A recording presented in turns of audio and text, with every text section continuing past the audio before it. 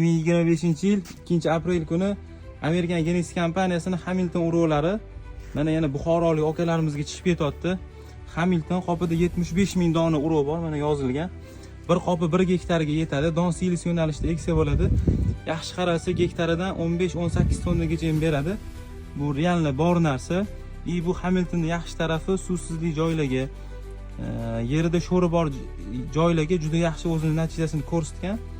Kimga kerak bo'ladigan bo'lsa, bemalol olishingiz mumkin. Luboy makka bilan xudo xolasa bemalol yonma-yon eksanglar bo'ladi. Uncha makkadan qolishmaydi, hosildorligi bo'yicha ham, tanlashi bo'yicha ham. Buni yaxshi tomoni Stay Green holat oilasiga mansub. Donini yig'ishtirib olganda ham o'zini poyasini yashillik holatini yo'qotmaydi. Baylari tepaga qarab o'sadi.